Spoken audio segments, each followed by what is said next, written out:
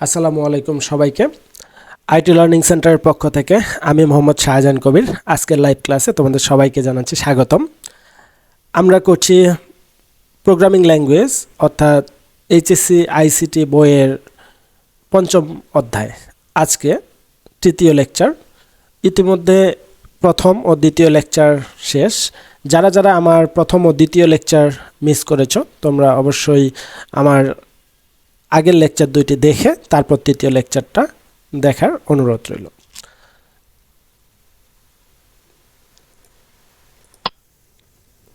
আজকের বিষয়বস্তু প্রোগ্রাম তৈরির ধাপসমূহ ও ডিবাগিং। প্রোগ্রাম তৈরির ধাপসমূহ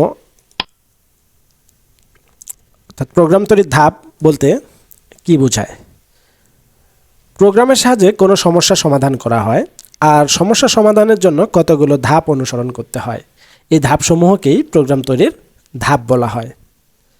সংজ্ঞাটি শুনে কারো মনে হতে পারে যে আমরা অ্যালগরিদম করতে যাচ্ছি, কারণ এর আগের ক্লাসে আমরা যখন অ্যালগরিদম টপিকটা করি তখন অ্যালগরিদমের সংজ্ঞা ছিল কোনো সমস্যাকে ধাপে ধাপে সমাধান করা।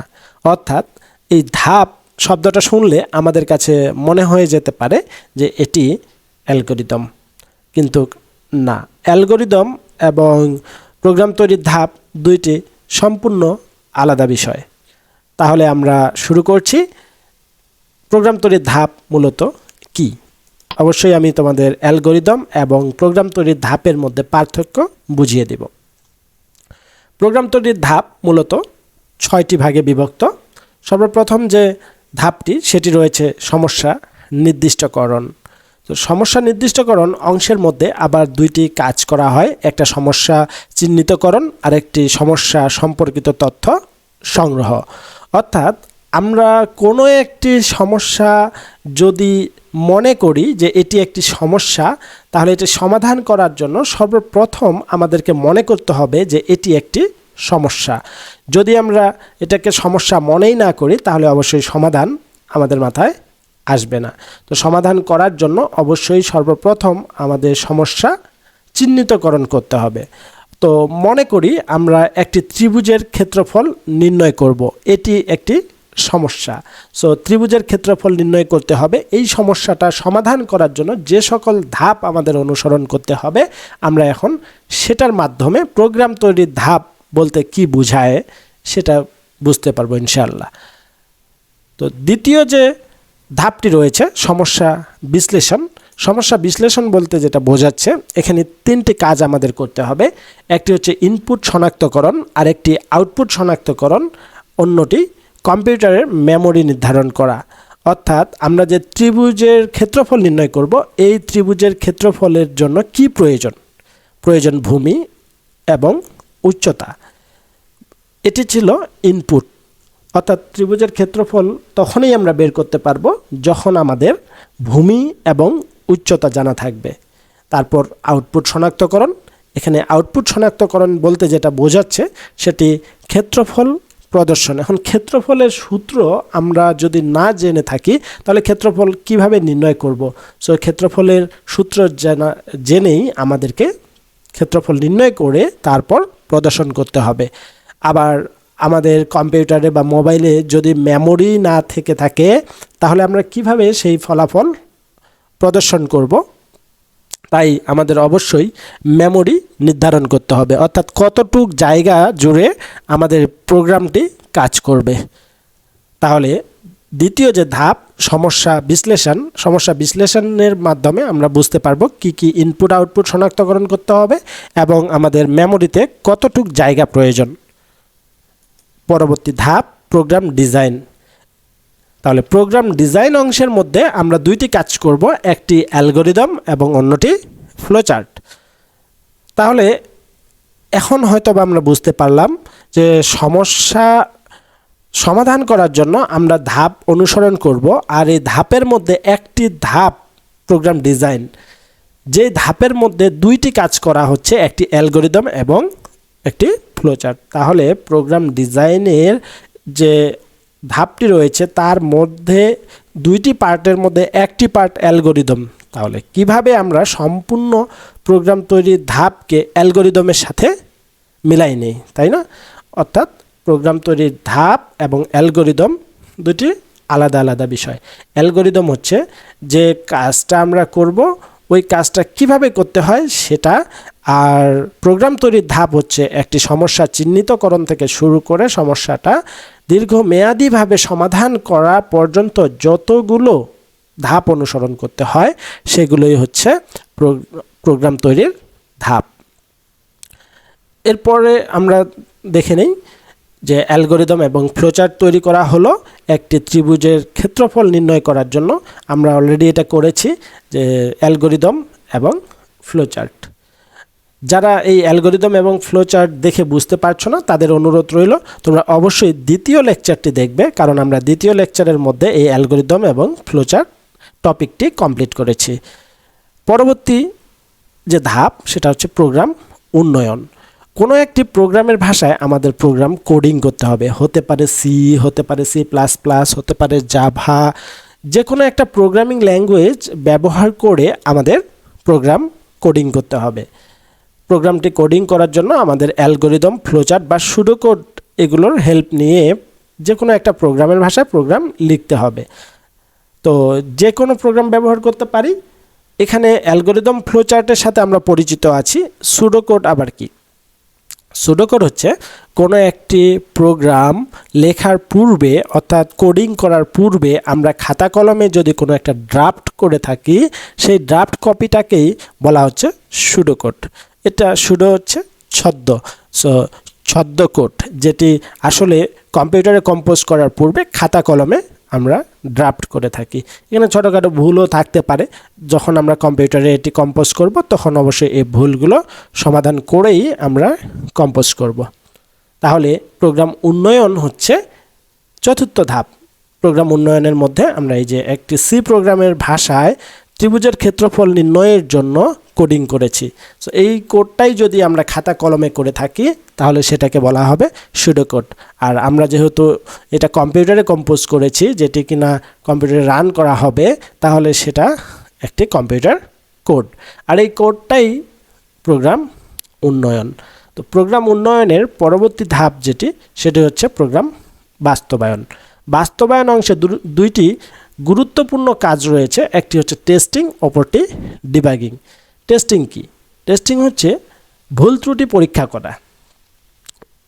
অর্থাৎ আমরা একটি সফটওয়্যার ডিজাইন করে ডেভেলপ করব, এটি সঠিক রেজাল্ট দিচ্ছে কি না সেটা টেস্ট ছাড়াই আমরা যদি বাজারে এটাকে লঞ্চ করি বা সেল করি, আর সফটওয়্যারের মাধ্যমে কোনো ভুল রেজাল্ট পেয়ে কোনো বড় ধরনের জটিলতার মধ্যে কেউ পড়ে গেল, তাহলে অবশ্যই এটি ভালো কিছু বয়ে নিয়ে আসবে না। তাই আমাদের অবশ্যই কোনো একটা সফটওয়্যার বাজারে লঞ্চ করার পূর্বে বারবার টেস্ট করা উচিত যে এটি সঠিক রেজাল্ট দিচ্ছে কি না। এখন টেস্ট করার পরে যদি কোনো ভুল পাওয়া যায় তাহলে অবশ্যই সেখানে ভুল সংশোধন করতে হবে, আর এই ভুল সংশোধন করাটাকেই মূলত বলা হচ্ছে ডিবাগিং। অর্থাৎ প্রোগ্রাম বাস্তবায়নে দুইটি কাজ করব, একটি টেস্টিং, অন্যটি ডিবাগিং। প্রোগ্রাম বাস্তবায়নের পরবর্তী যে ধাপটি সেটা হচ্ছে প্রোগ্রাম রক্ষণাবেক্ষণ।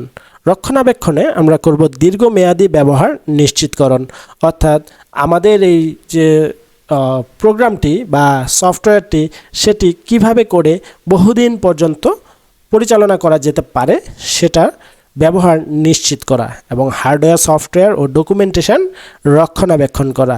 অর্থাৎ এগুলো যেন সঠিকভাবে সব কাজ করে সেটা দেখা, আর কার্যকারিতা গভীরভাবে পর্যবেক্ষণ করা। সো এই রক্ষণাবেক্ষণটা খুবই গুরুত্বপূর্ণ একটা বিষয়, কারণ আমরা যদি দেখি কোনো একটি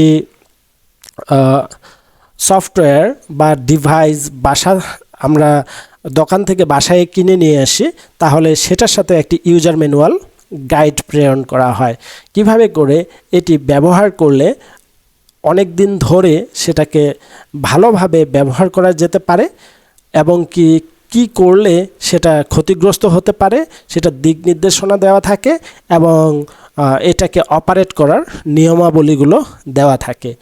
আর এই ইউজার ম্যানুয়াল গাইডের মাধ্যমে আমরা যদি এখান থেকে ট্রেন আপ হয়ে থাকি তাহলে খুব ভালোভাবে আমরা প্রোডাক্টটা ইউজ করতে পারবো।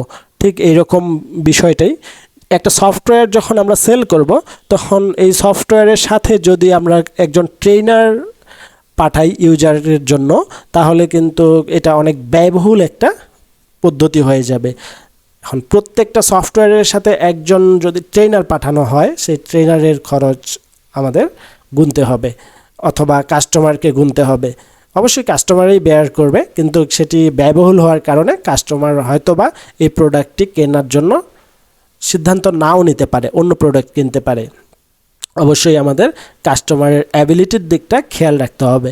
তাই একটি ইউজার ম্যানুয়াল গাইড তৈরি করা হয়, যেটা কাস্টমারকে ট্রেনিংয়ের ব্যবস্থার মতো ঠিক করে দেয়। তাহলে কাস্টমার এটাকে সুন্দরভাবে ব্যবহার করতে পারবে। এটাই মূলত রক্ষণাবেক্ষণ। ওকে, সো প্রোগ্রাম তৈরির ধাপ আশা করি বুঝতে পেরেছো। আর এই ধাপের যে সিকোয়েন্সগুলো আছে, সেই সিকোয়েন্সগুলো আমরা সুন্দরভাবে মনে রাখার চেষ্টা করব, কারণ এখানে সিকোয়েন্স ওয়াইজই আমাদের কোয়েশ্চেনগুলো এসে থাকে। প্রশ্ন, সমস্যা বিশ্লেষণের পরবর্তী ধাপ কী, সমস্যা বিশ্লেষণের পূর্ববর্তী ধাপ কী, প্রোগ্রাম ডিজাইনের পরবর্তী ধাপটি ব্যাখ্যা করো, এভাবেই। সো অবশ্যই আমরা সিকোয়েন্সটা সুন্দরভাবে মনে রাখার চেষ্টা করব। এটি ছিল প্রোগ্রাম তৈরির ধাপসমূহ। এবার আসছে ডিবাগিং। ডিবাগিং কি? অলরেডি আমরা জেনে গেছি, বাগ মানে হচ্ছে প্রোগ্রামের যে ভুলগুলো থাকে সেটাকে বলা হয় বাগ। বাগ যদিও একটি ইংলিশ শব্দ, যেটির বাংলা হচ্ছে পোকা। স্পেসিফিকভাবে ছাড় পোকাকেই বাগ বলা হয়, বাট আমাদের প্রোগ্রামের মধ্যে তো কোনো পোকা ধরে না, তাই না? সো এই জন্যই আমাদের প্রোগ্রামে যদি কোনো ভুল থেকে থাকে, তাহলে এই ভুলগুলোকে আমরা বাগ বলে থাকি। আর ভুল সংশোধন অর্থাৎ পোকা নিধন বা ভুল সংশোধন একই দিকে বোঝায়। তাই এখানে ভুল সংশোধন করাটাকেই আমরা ডিবাগিং বলছি।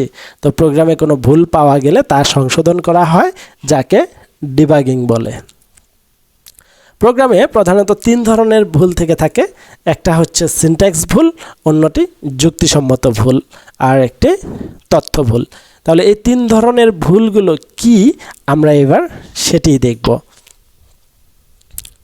সিনট্যাক্স ভুল সাধারণত প্রোগ্রামে ভাষায় ব্যাকরণগত ভুলগুলোকে সিনট্যাক্স ভুল বলে বা সিনট্যাক্স এরর বলে।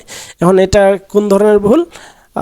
আমরা যদি একটা প্রোগ্রামের মধ্যে বানান ভুল করে থাকি, কমা না দিয়ে থাকি, ব্র্যাকেট না দিয়ে থাকি, তাহলে সেটাকেই বলা হচ্ছে সিনট্যাক্স ভুল। যেমন এখানে আমি একটি প্রোগ্রাম দেখাচ্ছি, যেখানে এখন এটা বোঝার কোনো প্রয়োজন নেই। পরবর্তীতে আমি প্রত্যেকটা লাইন কি কারণে লেখা হয় সবগুলো তোমাদের বুঝিয়ে দেব। এখন যদিও তোমরা কিছুই বুঝতে পারবে না, তাই শুধু দেখে নাও।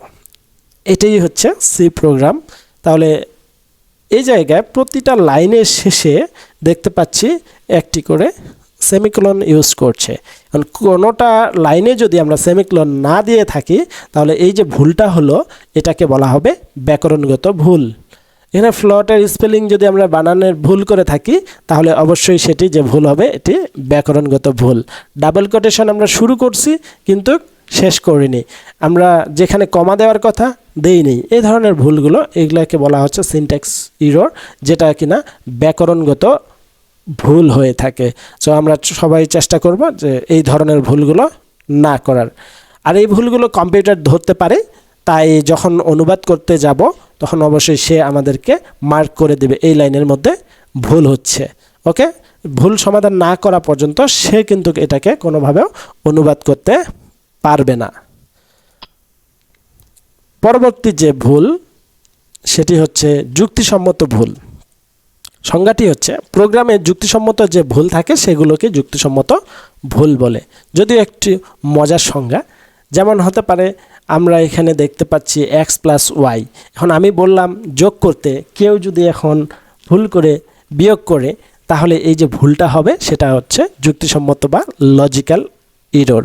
তো এই এররের মধ্যে আমি যদি প্রোগ্রামের মাধ্যমে দেখাই যে ক্ষেত্রফল বের করার জন্য ত্রিভুজের ক্ষেত্রফল বের করার সূত্র হচ্ছে হাফ ইন্টু ভূমি ইন্টু উচ্চতা। এখন কেউ গুণ না করে এখানে যদি যোগ করে, তাহলে যে ভুলটা হয়ে যাবে সেই ভুলটাকে বলা হচ্ছে যুক্তিসম্মত ভুল। আর এই ভুলটা কম্পিউটার ধরতে পারে না, পারার কথাও না, কারণ আমরা যোগ করছি, সে যোগ রেজাল্টই দিবে। তার তো জানা নেই যে ত্রিভুজের ক্ষেত্রফল নির্ণয় করার জন্য গুণ করতে হয়। তাই অবশ্যই এই যে ভুলটা হলো, এই ভুলটা কম্পিউটার ধরতে পারবে না। সে যেহেতু ভুলটা ধরতে পারবে না, তাই এখানে যে রেজাল্টটি সে দিবে, সেই রেজাল্টটি যদিও কম্পিউটার সঠিক রেজাল্টই দিল, কিন্তু আমাদের জন্য সেটি ভুল হলো। এটি কম্পিউটার কোনোভাবেও ধরতে পারে না এবং কি পারার কথাও না, তাই না? সো পরবর্তী যে ভুলটি রয়েছে সেটি হচ্ছে তথ্য ভুল। তথ্য ভুল কি? প্রোগ্রামে কোনো তথ্য ভুল দিয়ে থাকি তাহলে এটাকে তথ্য ভুল বা ইনফরমেশন এরর বলছে। অর্থাৎ কোনো চলকের মান ইনপুট দেওয়ার সময়ে ভুল মান দেওয়া হয়, সেক্ষেত্রে কম্পিউটার বুঝতে না পেরে ভুল ফলাফল প্রদর্শন করে। কম্পিউটার এটা বোঝার কথাও না। মনে করি আমরা ত্রিভুজের ক্ষেত্রফল নির্ণয় করব। এখন ত্রিভুজের ক্ষেত্রফল নির্ণয় করার জন্য ইনপুটগুলো ভূমি 10 মিটার এবং উচ্চতা 20 মিটার। এখন ভূমি কেউ যদি ভুল করে টাইপ করে 15 মিটার আর উচ্চতা 25 মিটার, তাহলে সে তো ক্ষেত্রফলের মধ্যে সেই ইনপুটগুলোর মানের ওপর নির্ভর করেই রেজাল্ট দিবে। কম্পিউটার তো জানে না যে এখানে মান ছিল 10 এবং 20। সো এই যে ভুলটা, এই ভুলটা কম্পিউটার ধরতে পারে না, ধরতে পারার কথাও না। কম্পিউটার একমাত্র যে ভুলটি ধরতে পারে সেটার নাম হচ্ছে সিনট্যাক্স এরর। ওকে, তাহলে এই ছিল হচ্ছে আজকের আমাদের আলোচনা। আজকের সম্পূর্ণ ক্লাসটি যারা শেষ পর্যন্ত করলে তাদের সবাইকে ধন্যবাদ জানাচ্ছি। আর আমার সব ক্লাসগুলো পাওয়ার জন্য তোমরা অবশ্যই আমার ইউটিউব চ্যানেলকে সাবস্ক্রাইব, ফেসবুক পেজকে লাইক এবং ফলো দিয়ে আমার পাশে থাকবে। আশা করি তোমাদের আইসিটি বিষয়ে যত ধরনের প্রবলেম আছে সব প্রবলেমকে আমার মাধ্যমে সলভ হয়ে যাবে। ওকে, আমি সর্বোচ্চ চেষ্টা করব তোমাদের সকল সমস্যার সমাধান করতে। আর কারো যদি সরাসরি যোগাযোগ করতে ইচ্ছা হয় তাহলে অবশ্যই ফোন নাম্বারে ফোন দিয়ে যোগাযোগ করতে পারবে। তাহলে ধন্যবাদ, আজকে এ পর্যন্তই। আসসালামু আলাইকুম সবাইকে।